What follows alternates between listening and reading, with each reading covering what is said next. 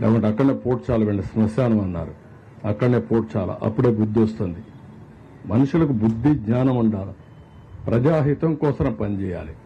దుర్మార్గంగా మహాడే కార్యక్రమాలు చేస్తున్నారు. ఎడారంటారు, ఎడారండి అమరావతి, ఇంకా సిగ్గు రాలేదు మీకు? అంటే ప్రజలు వింటారు కాబట్టి ఎదురుదాడి చేస్తారా మీరు? ఎన్ని రోజులు ఎదురుదాడి చేస్తారు? ఎదురుదాడి చేస్తే ప్రజలే చూసుకోవాల్సిన అవసరం ఉంది. ఇలాంటి వాళ్ళని సంఘ బహిష్కరణ చేయాల్సిన అవసరం ఉంది. ఈ నేరస్తులు దబాయిస్తే భయపడిపోతాం అనుకుంటున్నారు కానీ ఎవరు ఇక్కడ భయపడరు.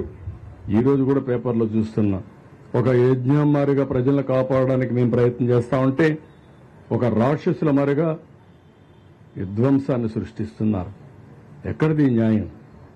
మేము ఒక పక్కన ప్రజల కోసం ముందుకు పోవాలన్నా, ఇంకొక పక్కన వీళ్ళు చేసే తప్పుడు ప్రచారాన్ని ఖండిస్తా కూర్చోవాలన్నా? ఈరోజు మళ్లీ వర్షం పడిందంటే మేము భయపడుతున్నాం. మళ్ళా బుడమేర పొంగితే నీళ్లు వస్తే ప్యానిక్ రియాక్షన్ వస్తుందని మేము భయపడుతున్నాం. వీళ్ళకి బాధ్యత లేదండి? వీడు సమాజ హితం కోసం ఉండే పార్టీ అంటే ఇది? ఇలాంటి దుర్మార్గులు రాష్ట్రంలో ఉండడం కూడా అర్హత ఉందా నేను అడుగుతున్నా.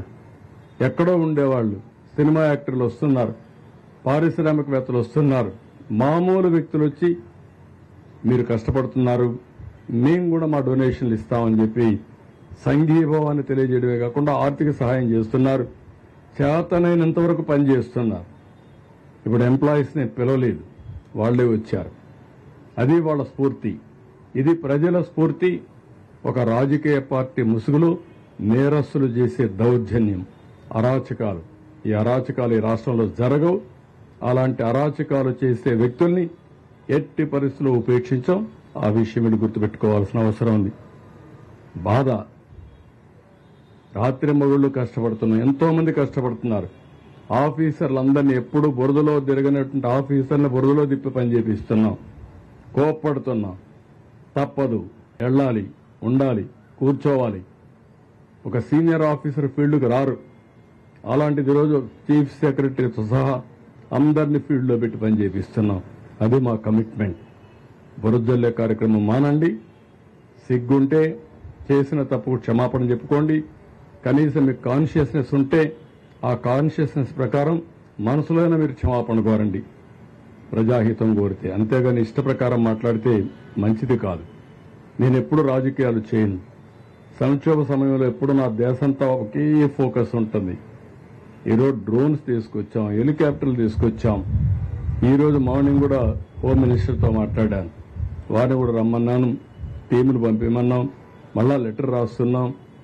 అన్ని విధాలా మేము చేయాల్సిన పనులన్నీ చేస్తామంటే ఈ రాక్షస మూక ఎక్కడికెక్కడ అడ్డం వేయడం, ఇష్టానుసారంగా ప్రవర్తించడం, డిస్టర్బ్ చేయడం, ప్రజల్ని మభ్యపెట్టడం, ప్రజల్ని భయభ్రాంతులను చేయడం, ఇది వీళ్ళు చేసే పని. అమరావతి మునిగిపోతుందంటారు, లేదంటే మొత్తం ఇక్కడ జరగడానికి బుడమేరుని ఏదో గేట్లు ఎత్తేసారంటారు. మా ఇల్లు కాపాడుకోవడానికి ఆ నీళ్లు తీసుకొచ్చి ఇక్కడ వదిలిపెట్టామంటారు. బుద్ధి జ్ఞానం ఉండాలి, కనీసం ఇంగిత జ్ఞానం ఉండాలి. మాట్లాడేటప్పుడు ప్రజలు కూడా వాచ్ చేస్తారని ఆలోచన ఉండాలి. నేను అందుకే ప్రజా చైతన్యం కోసం మాట్లాడుతున్నా. నా సొంతం కోసం కదా, నన్నేమీ చేయలేరు వీళ్ళు, అది వేరే విషయం. ఈ రాష్ట్రం ఏమవుతుంది ఇలాంటి దుర్మార్గుల వల్ల? కష్టాల్లో ఉన్నప్పుడు సానుభూతి చూపించకుండా విషాన్ని జిమ్మే వాళ్ళని ఏమనాలి? ఎందుకు ఇలాంటి పైశాచిక ఆనందాన్ని పొందుతున్నారు నాకైతే అర్థం కావడం లేదు. అందుకే చాలా స్పష్టంగా ఖండిస్తున్నా. ఎన్నిసార్లు చెప్పితే అన్నిసార్లు మీరు క్షమాపణ చెప్పే వరకు మిమ్మల్ని వదిలిపెట్టాను, గుర్తుపెట్టుకోండి. ఈరోజు నేను డీటెయిల్డ్గా అవసరమైతే 1-to-1 అమరావతి ఉంది, డే వారీగా ఎప్పుడ నీళ్లు ఉన్నాయండి అక్కడ? మాస్కింగ్ ఆఫీస్ చూశారు మీరు ఎవరు? నీళ్లు లేకపోతే ఉన్నాయని ఫోటో వేస్తావు పేపర్లో, ఏదో పేపర్ అది ఏమనాలి వెళ్ళి. రెండోది బుడమేరు గురించి అసత్యాలు ప్రచారం చేస్తూ గేట్లు ఎత్తేసారంట. మా ఇల్లు కాపాడుకోవడం నీళ్లు అక్కడ వదిలిపెట్టామంట, ముంచేసామంట. అందరిళ్ళకి నీళ్లు వచ్చాయి, అదేం పెద్ద బాధ లేదు. మా ఇంట్లోకి నీళ్లు వస్తే వస్తాయి, ఏమైపోతుందంటే దానికి వచ్చాయి పోయినాయి, ఇల్లు కూలిపోతుందని పారిపోయానంట. బుద్ధి జ్ఞానం అండ. కాలమ్స్తో కడితే, కాంక్రీట్తో కడితే ఆ ఇల్లు ఎవరిది? నాది కూడా కాదు. రెంటెడ్ ఇల్లు, అది కూడా ఓర్వలేని మనస్తత్వం అంటే ఏం చెప్పాలి? వాళ్ళ వారికి ప్యాలెస్లు కట్టుకొని నేను ఉండడం లేదు. ఇవన్నీ చాలా దారుణమైన పనులు చేస్తున్నారు. నేను చెప్పకపోతే నేను డిఫాల్టర్ని అవుతాను. అందుకే ప్రభుత్వం 2 కార్యక్రమాలు చేయాలి. యజ్ఞం చేయాలి, ప్రజల బాగు కోసం సేవా కార్యక్రమాలు చేయాలి, రాక్షసుల్ని ఎదుర్కోవాలి, వాళ్ళతో యుద్ధం చేస్తూ యజ్ఞం చేయాలి. ఆ పరిస్థితిలో ఉన్నాం.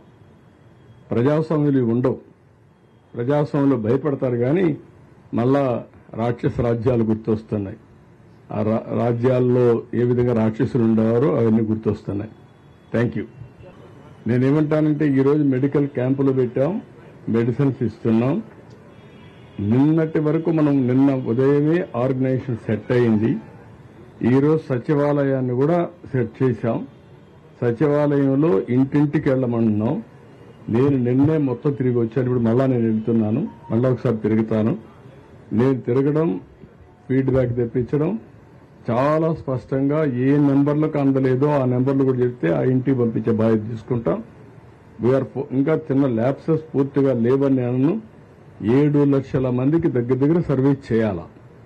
7 లక్షల మందికి సర్వీస్ చేయాలంటే కొంతమంది కొండపైన ఉంటారు, కొంతమంది వాటర్లో ఉంటారు, కొంతమంది 4వ అంతస్తులో ఉంటారు. ఇలాంటి సమస్యలు ఉన్నాయి. ఇవన్నీ కూడా ఏం చేయాలనో అనునిత్యం మానిటర్ చేస్తున్నాం.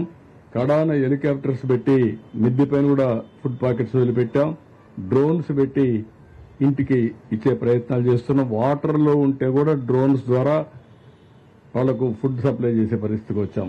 ఎన్ని ప్రయత్నాలు చేయాలనో ఒక మాటలో చెప్పాలంటే ఇది మామూలుగా నా జీవితంలో ఎప్పుడూ చూడని విపత్తు. ఒక ఉధుహుద్ తుఫాన్ వచ్చింది, ఒక హరికేన్ తుఫాన్ వచ్చింది, చెట్లన్నీ రోడ్లో పడిపోయినాయి. బుల్డ్రౌజర్స్ ఆ పక్క ఈ పక్క పెట్టి తీసుకెళ్లిపోయాం. ఇప్పుడు వాటర్ని తీలేమే. ఎక్కడ చూసినా వాటర్ ఉంటే వాటర్ని అంత ఈజీగా తోడేయలేం కదా. ఇలాంటి ఇబ్బందులు ఉన్నాయి. కానీ ప్రజలకు జరిగిన నష్టం భయంకరమైంది. చాలా సఫర్ అయ్యారు. నేను దాంట్లో అనుమానం లేదు. దాన్ని ఏ విధంగా అధిగమించాలో అన్ని విధాలు అధిగమిస్తాం. ఇప్పుడు అన్ని తప్పకుండా ఒక యాక్షన్ ప్లాన్ తయారు చేస్తాం. శాశ్వత పరిష్కార మార్గం చేయాల్సిన అవసరం ఉంది. ఇప్పుడు రాజధానిలో భాగం ఇది. రాజధానిలో భాగమైనప్పుడు ఇలాంటి ముంపుకు గురైతే చాలా ప్రమాదం ఉంటుంది. పగడ్బందీగా చేస్తాం. Will do it.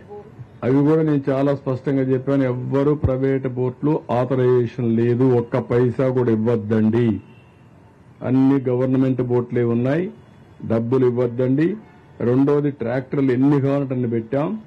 ట్రాక్టర్ల ద్వారా పబ్లిక్ ట్రాన్స్పోర్టేషన్ కూడా పెట్టాం. ఇంట్లో కూర్చొని బాధ ఉంటే పక్కన ఏదైనా కొనుక్కోవాలన్నా పోలేకపోతున్నారు వాటర్లో. ట్రాక్టర్లు పెట్టి ఆ ట్రాక్టర్లు తీసుకుపోతున్నాం.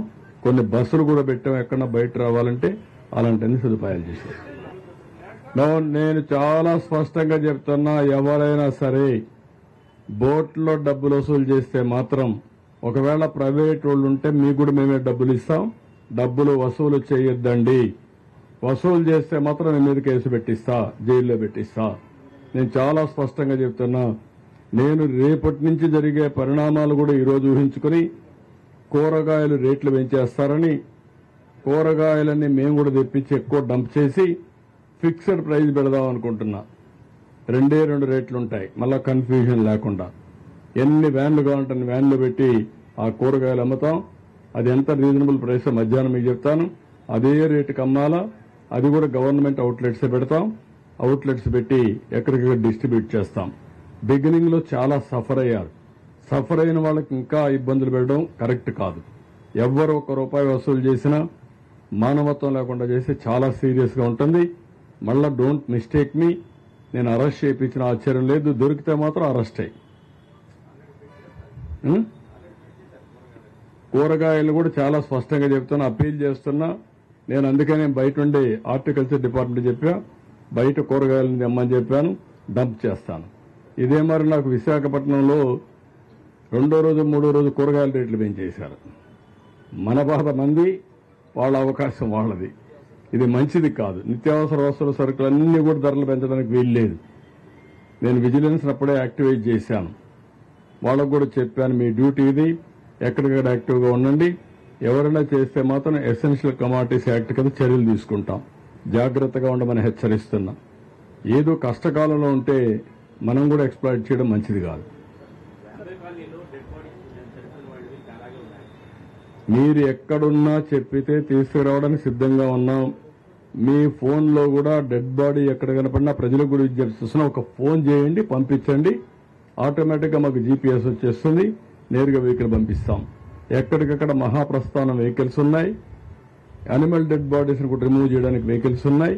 అవన్నీ కూడా రెడీగా పెట్టి కంట్రోల్ రూమ్ నుంచి మెసేజ్ ఇస్తాం, ఇమీడియట్గా తీసుకొచ్చే బాధ్యత తీసుకుంటాం. అందరూ సహకరించాలి. ఒకప్పుడు మీరు గుర్తుపెట్టుకోవాలి, హరికేన్ తుఫాన్లో ఇదే మరిగా డెడ్ బాడీస్ కానీ అనిమల్ బాడీస్ ఉంటే వాళ్ళనే డిస్పోజ్ చేయమని ఫోటో తీసి పంపిస్తే డబ్బులు ఇచ్చాను నేను. అది 96, 97లో. ఇప్పుడు కూడా అందరినీ కోరుతున్నాను, కనీసం ఫోన్ మీరు పంపించకపోయినా చెప్పలేకపోయినా ఒక ఫోటో తీయండి, మా కంట్రోల్ రూమ్ పంపండి, ఇమీడియట్గా పంపిస్తాను.